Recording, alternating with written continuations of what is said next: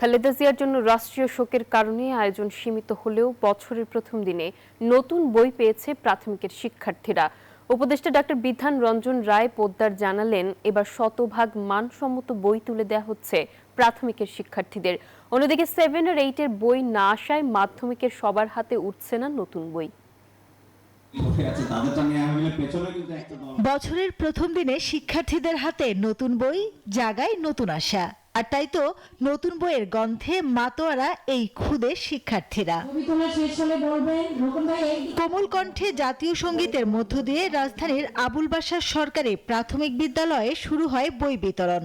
প্রাথমিক ও গণশিক্ষা উপদেষ্টা বই তুলে দেন শিশুদের হাতে। পরে ধানমন্ডিতে নালন্দা স্কুলে শিক্ষার্থীদের দেয়া হয় বই। বিএনপি চেয়ারপারসন খালেদা জিয়ার মৃত্যুতে রাষ্ট্রীয় শোক থাকায় সীমিত করা হয়েছে এবারের বই উৎসব। বই বিতরণী অনুষ্ঠানে কালো ব্যাজ পরানো হয় অতিথিদের। পরে 3 বারের প্রধানমন্ত্রী খালেদা জিয়ার আত্মার শান্তি কামনায় অনুষ্ঠিত হয় দোয়া।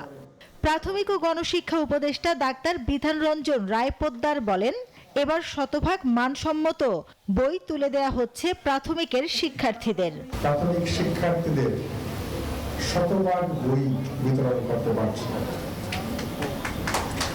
এবং আপনারা লক্ষ্য করে দেখবেন এগুলোর মান নিশ্চিতভাবেই ভালো, খালি চোখেই ধরা পড়বে সেটা। তবে মাধ্যমিকের সব শিক্ষার্থীরা এখনই পাচ্ছেন না নতুন বই।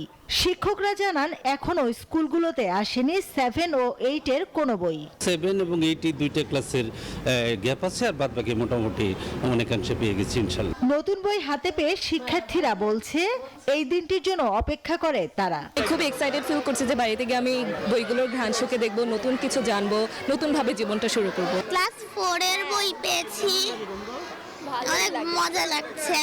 বাংলা, ইংলিশ, বিজ্ঞান, এরকম গণিত, এগুলি সব আছে। 5ম শ্রেণীর বই পেয়ে আমি অনেক খুশি। পাঠ্য বইয়ের এই নতুন পাতাগুলো শুধু লেখাপড়াই নয়, বরং নতুন এক স্বপ্নের পথে এগিয়ে যাওয়ার প্রেরণা যোগাচ্ছে এই শিশুদের। বছরের শুরুতে সেই চিরচেনা নতুন বইয়ের ঘ্রাণ, যে ঘ্রাণে মিশে আছে আগামীর সমৃদ্ধ বাংলাদেশ গড়ার কারিগরদের স্বপ্ন। বছরের প্রথম দিনে ঝকঝকে সকালে নতুন বই শিক্ষার্থীদের আনন্দকে বাড়িয়ে দিয়েছে কয়েক গুণ। মাসুদা লাবনী, নিউজ 24, ঢাকা।